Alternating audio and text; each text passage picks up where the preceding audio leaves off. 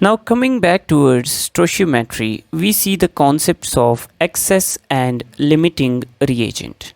Now, what is excess and what is limiting reagent? So, let's suppose कि मैंने दो reactants को react करवाया A plus B and they give us the product C.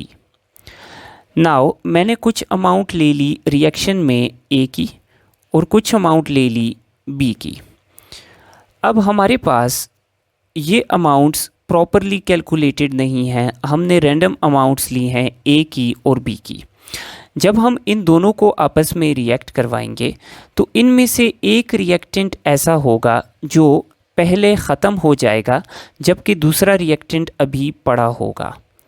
तो अब वो रिएक्टेंट जो पहले ख़त्म हो जाएगा उसको हम कहते हैं लिमिटिंग रिएक्टेंट. सो लिमिटिंग रिएक्टेंट कौन सा रिएक्टेंट है? It is that reactant which is consumed earlier in the reaction. अब जो दूसरा रिएजेंट है वो लिमिटिंग रिएक्टेंट के कंज्यूम होने के बाद भी पड़ा रहेगा, तो उस रिएक्टेंट को हम कहेंगे excess reactant. So that reactant which is left behind in the reaction that is called excess reactant.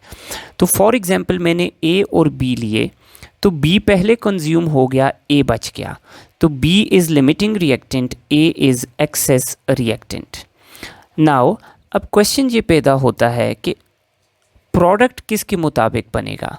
तो product will be formed according to limiting reactant. तो प्रोडक्ट की अमाउंट को कंट्रोल करता है limiting reactant. So limiting reactant controls the amount of product. कैसे?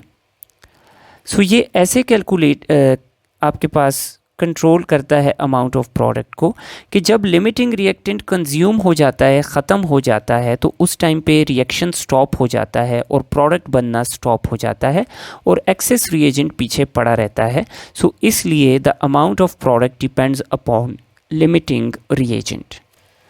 So now let's see it through an example. I have carbon and oxygen. Both of them react to give me carbon dioxide. So this equation is balanced. Now अब मुझे question ये आ गया, normally आपको एक reactant देंगे और आपने उससे डायरेक्ट कैलकुलेशन करनी होगी. लिमिटिंग रिएजेंट के क्वेश्चंस में आपको दोनों रिएक्टेंट्स की अमाउंट दी होगी. तो for example I have 24 grams of carbon and 48 grams of oxygen.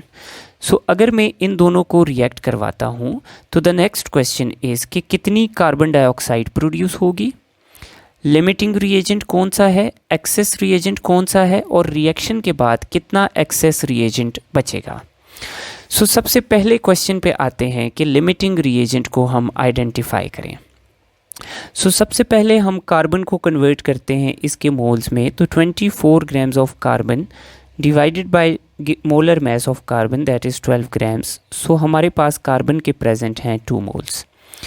इसी तरह ऑक्सीजन के मोल्स निकालते हैं. Given mass is 48 grams and molar mass is 32 grams and it gives us 1.5 moles. So carbon के 2 moles हैं और ऑक्सीजन के 1.5 moles हैं. सो इस डेटा को हम स्टोइचियोमेट्रिक इक्वेशन के साथ कंपेयर करके लिमिटिंग रिएजेंट निकालेंगे. So according to equation 1 mole of carbon reacts with 1 mole of oxygen. तो अगर हमारे पास 2 moles ऑफ कार्बन प्रेजेंट हैं तो इनको ऑक्सीजन के भी 2 moles चाहिए होंगे रिएक्शन कंप्लीट करने के लिए, लेकिन हमारे पास ऑक्सीजन के 2 की बजाय 1.5 moles हैं. तो इसका मतलब है कि ऑक्सीजन ज़रूरत से कम है. सो इसलिए oxygen is limiting reagent and carbon is access reagent. Now the next thing that we have to cover is to find the amount of product. तो amount of product हम ऑक्सीजन के मुताबिक निकालेंगे. तो बैलेंस्ड केमिकल इक्वेशन के मुताबिक 1 mole of oxygen gives us 1 mole of carbon dioxide.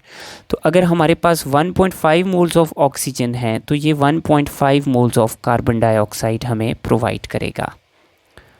और अगर हम कार्बन डाइऑक्साइड का मास निकालें तो moles is 1.5, molar mass is 44 grams, so 66 grams of carbon dioxide will be formed.